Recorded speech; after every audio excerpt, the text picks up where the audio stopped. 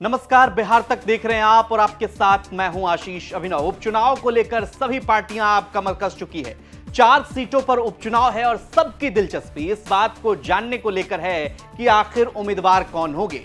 महागठबंधन से भी संभावित उम्मीदवारों के नाम सामने आ चुके हैं और अब बारी एनडीए खेमे की, क्योंकि प्रशांत किशोर ने जिस तरह से तरारी सीट पर उम्मीदवार का ऐलान कर दिया, उसके बाद से महागठबंधन से लेकर एनडीए खेमे में भी हलचल है। अब एनडीए खेमे से जो खबर आ रही है, सूत्रों के मुताबिक चारों सीट पर उम्मीदवारों का नाम करीब करीब तय हो चुका है। इसमें जो फॉर्मूला है वो भारतीय जनता पार्टी 2 सीट पर, जनता दल यूनाइटेड 1 सीट पर और 1 सीट जीतन राम मांझी के खाते में है। तो बात करते हैं एनडीए में संभावित उम्मीदवार की। सबसे पहले बात तरारी सीट की।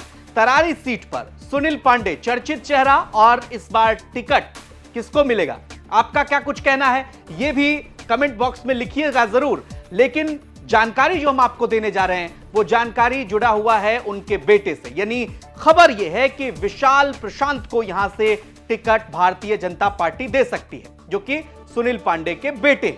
इमामगंज सीट जीतन राम मांझी के खाते में थी। आपको मालूम है कि इमामगंज से जीतन राम मांझी विधायक हुआ करते थे, अब चुनाव जीतकर केंद्र गए हैं और केंद्र में अब केंद्रीय मंत्री हैं सांसद बनने के बाद। इस सीट से दीपा संतोष मांझी यानी कि जीतन राम मांझी की बहू को टिकट दिया जा सकता है। हम खेमे में करीब करीब इस बात पर सहमति बन चुकी है।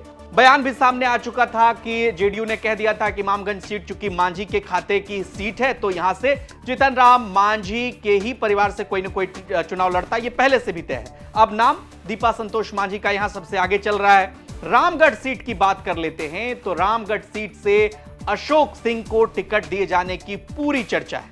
रामगढ़ सीट, वैसे तो यह सीट आरजेडी के खाते में थी, आपको मालूम है यहां से जो सांसद बन के गए हैं वो जगदानंद सिंह के बेटे हैं। आपको मालूम है कि यहां से सुधाकर सिंह विधायक हुआ करते थे, अब केंद्र में चले गए हैं, सांसद बन गए हैं। बेलागंज सीट सबसे महत्वपूर्ण सीट, जेडीयू की तरफ से यहां पर उम्मीदवार दिया जाना है, लेकिन जेडीयू खेमे से नाम किसका होगा अभी इस पर सहमति नहीं बन पाई है। बेलागंज की सीट जनता दल यूनाइटेड यहां से चुनाव लड़ेगी, यह करीब करीब तय है, लेकिन उम्मीदवारों के नाम पर आपका क्या कुछ कहना है यह जरूर बताइए। और कहा यह जा रहा है कि यह जो उपचुनाव है यह बिहार विधानसभा का जो 2025 का चुनाव है इसका सेमीफाइनल। यहां से अगर महागठबंधन, चूंकि एज महागठबंधन को था बिहार विधानसभा में, चूंकि यहां से अगर आप देखें तो 3 सीट पर महागठबंधन का कब्जा पहले रहा है और 1 सीट पर एनडीए का। अब ये जो उपचुनाव होगा इसमें कौन सी पार्टियां बाजी मारेंगी और जिस तरह से सीटों का बंटवारा और नाम सामने आ रहे हैं,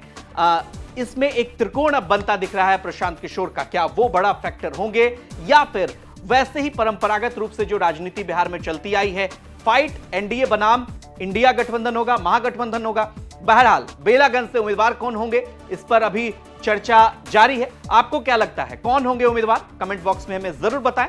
और बिहार की तमाम खबरों के लिए आप बिहार तक देखते रहिए। पटना से अनिकेत कुमार की रिपोर्ट आप देख रहे थे।